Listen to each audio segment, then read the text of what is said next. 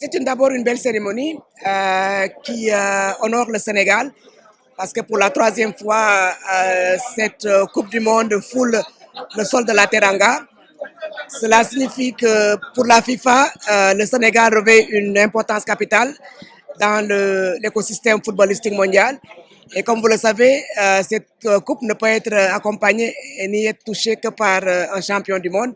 C'est pourquoi nous sommes venus avec la légende vivante, champion du monde de la Coupe du Monde en 98, M. David Trezeguet, qui pour la première fois également visite notre beau pays et qui a été charmé par la passion qu'il a vue parmi les fans depuis l'arrivée de cette belle dame en terre sénégalaise. Le président a été très affirmatif en termes de préparation.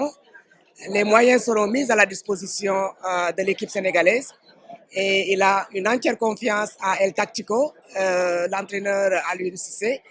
Et il a promis d'accompagner cette équipe qui a fait la fierté de l'Afrique il y a quelques mois en ramenant pour la première fois la Coupe continentale.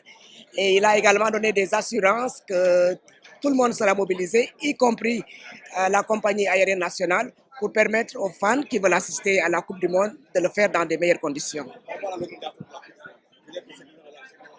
Le Qatar est prêt à recevoir le monde entier. Nous avons déjà vendu 2 400 000 billets et nous attendons les 32 équipes, mais nous attendons surtout les fans du monde entier.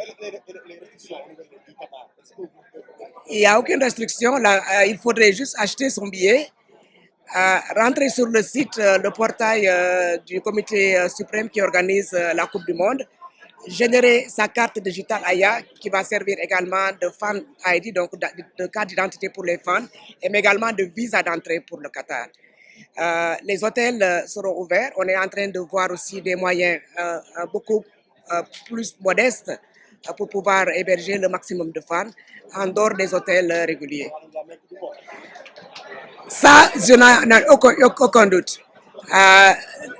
2018, la Russie était un couronnement, mais avec la ferveur qu'on a vue et également les investissements qui ont été réalisés au niveau des stades, au niveau des routes, au niveau du métro, la Coupe du Monde au Qatar sera la meilleure Coupe du Monde de la FIFA. Donc, disons que moi, je ne suis pas partie prenante de ce conflit et j'espère que des solutions vont être trouvées.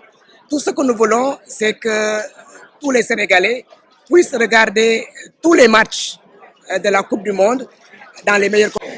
Dès que les conditions seront réunies pour pouvoir abriter, parce que vous savez qu'à partir de 2026, les conditions seront un peu plus astreignantes.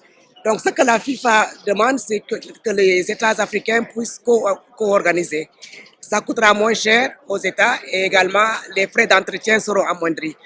Donc, 2026 c'est déjà octroyé, mais il y a encore plusieurs Coupes du Monde qui vont arriver et il faut juste que l'Afrique puisse se doter des infrastructures pour pouvoir abriter la Coupe du Monde dans les meilleures conditions avec 48 équipes à partir de 2026.